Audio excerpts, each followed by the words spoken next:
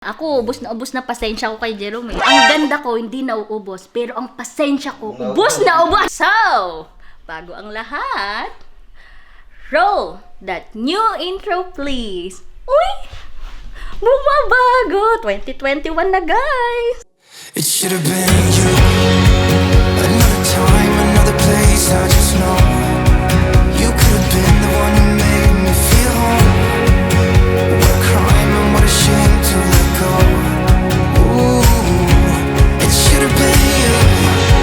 Another time, another place, I just know you could have been the one who made me feel at home.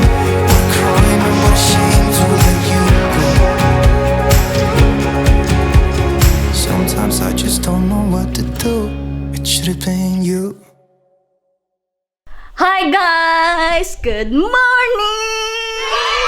So, may Christmas tree pa rin kami guys. Lurk! Hindi ako ni. Hi guys! Good morning! Nagbabalik na naman ang inyong Mayura! So today, pampabata ang haircut guys! Today, we have our special visitor. Guess her! So, may bago tayong guest for today. It's Tita Grace! So, ayan. Siya ang guest natin for today guys. Hair cutting session ni Clark mamaya. Yes! See you. See you! We'll see you guys on... mali. Baliw! Kat-kat naman ni. So, we have our special visitors for today. It's Tita Grace!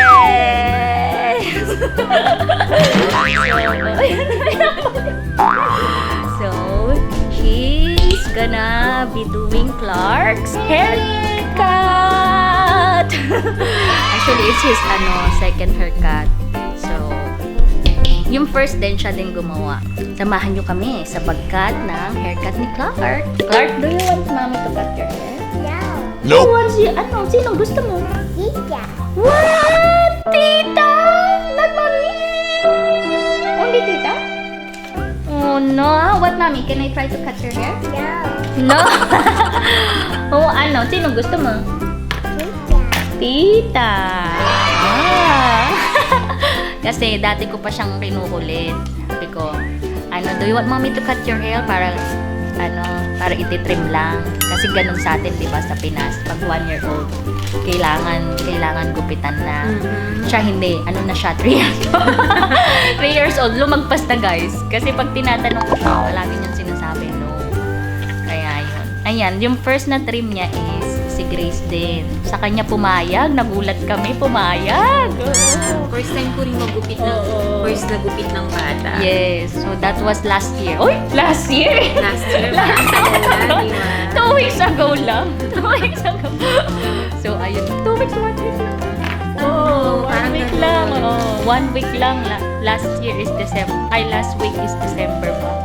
Tapos ang medyo nakakakaba rin yun kasi parang hindi ko alam kung gusto talaga nila daw nagupit. Tsaka kung hanggang kaigsi.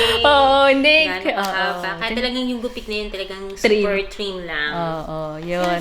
Ngayon, tatry na medyo gupitan siya ng mas madami. So, last year kasi outside lang. Yung sa labas, diba?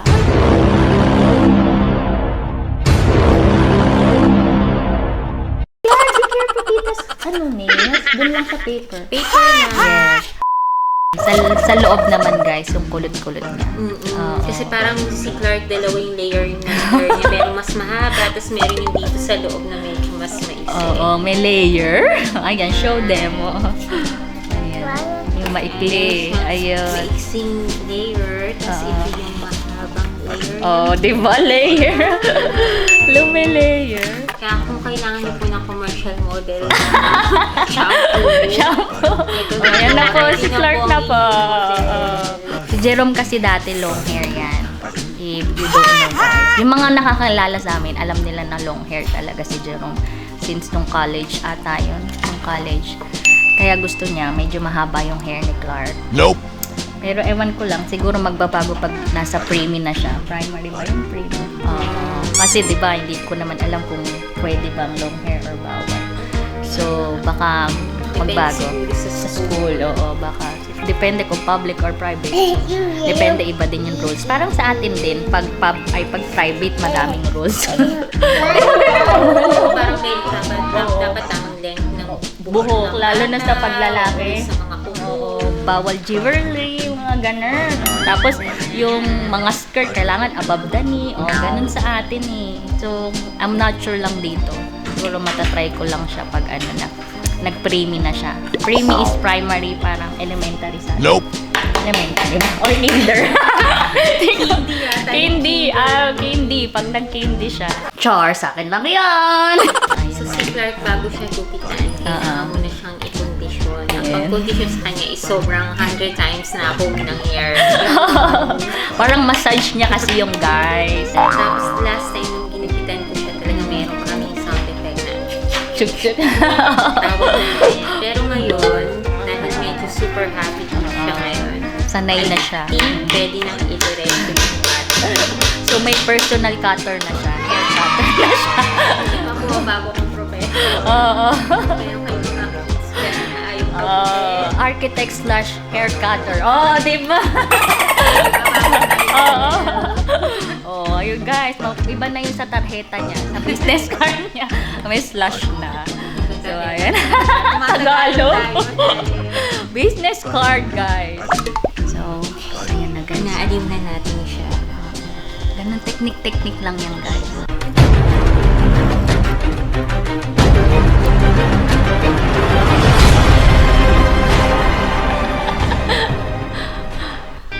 Success, guys.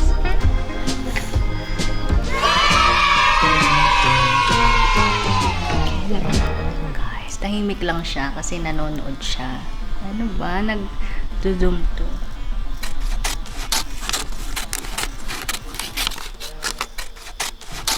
Wishing for a healthy hair.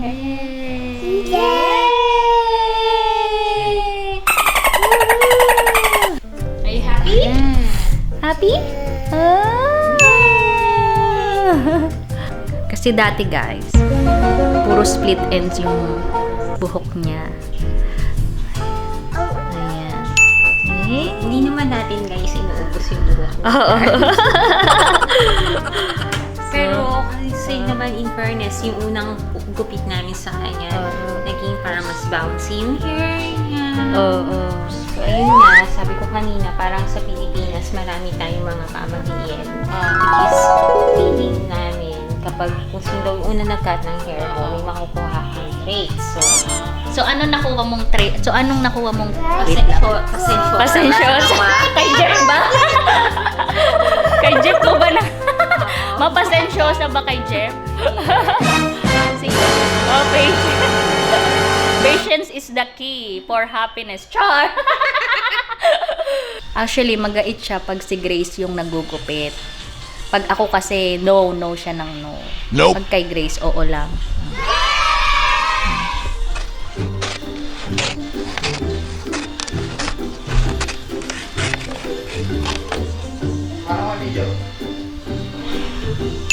Tapos na kami. Eh kasi kanina pa kami nagsasabi kanina pa. How was it, Clark? Ha? Ganda na. Ay, pogi oh. Pogi ah. Ay, mana. Kamusta dyan? Hello. Ginugupitan nila si Clark. Bale, first time nagupit ni Clark.